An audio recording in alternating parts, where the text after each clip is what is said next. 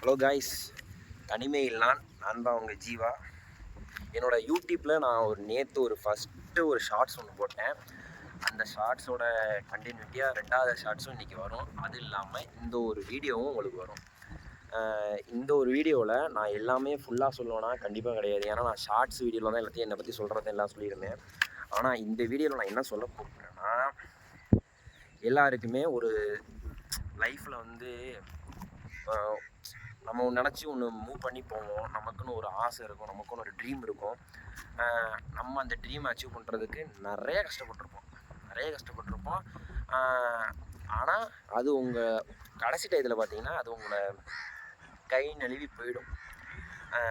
அது என்ன ஒரு ரீசனாக கூட இருக்கலாம். ஒன்று, அதுக்கு நம்ம ஒழுங்காக உழைச்சிருக்க மாட்டோம், ஓகேவா? இன்னொன்று, அது கிடைக்க சான்ஸ் இல்லாமல் இருந்திருக்கலாம். ஆனால் அதோட பெட்டரான ஒரு வாய்ப்பு உங்களுக்கு கிடைக்கும். கண்டிப்பாக அதோட பெட்டரான ஒரு வாய்ப்பு கிடைக்கும். அதை பற்றி தான் நான் அந்த ஜேர்னியில் சொல்ல போகிறேன். மேலே பார்த்தீங்கன்னா காக்கா பசங்க சரௌண்ட் பண்ணிகிட்டு இருக்காங்க. என்ன போட்டத்தில் வாங்க. சரி, இந்த காக்கா சவுண்டோடைய நான் நினச்சேன், சரி நம்ம தனியாக விளாக் பண்ணுறோம், யார் இருக்க மாட்டாங்க அப்படின்னு. இவங்களே என்னை கலாய்க்கிறாங்க, என்னடா பண்ணுறேன் அப்படின்னு. சரி, நான் வீடியோக்குள்ளே வருவோமா?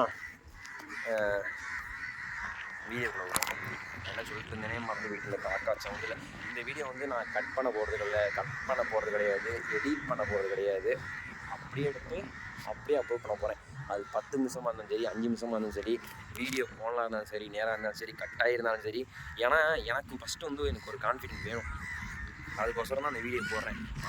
ஞாபகம் ஸ்ட்ரைக் ஆகிடுச்சு. சொன்னேன்ல, இப்போ செகண்ட் சான்ஸுன்னு ஒன்று கண்டிப்பாக லைஃப்பில் எல்லாருக்குமே இருக்கும். இருந்து தானே ஆகணும்.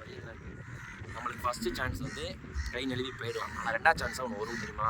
அது நீங்கள் பிடிச்சி வச்சுக்கிறது உங்கள் திறமையில தான் இருக்குது. அதுக்கப்புறம் எப்போ சான்ஸ் கிடைக்கும் நினச்சிங்கன்னா எனக்கே தெரில. ஏன்னா எனக்கு ரெண்டாவது சான்ஸாக ஒன்று கிடச்சிச்சு.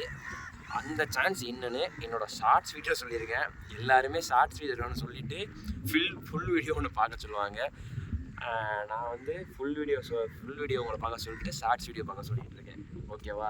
அங்கே 3 பசங்க போயிட்டுருக்காங்க, அவங்க என் படம் தான் பார்த்துட்ருக்காங்க. எனக்கு சிரிப்பாக இருக்குது. இருந்தாலும் பரவாயில்ல, இந்த ஜேர்னியை நான் கண்டினியூ பண்ணுறதுக்கு இந்த வீடியோ ரொம்ப இம்பார்ட்டன்ட். அடுத்த வீடியோவில் பார்ப்போம். பை.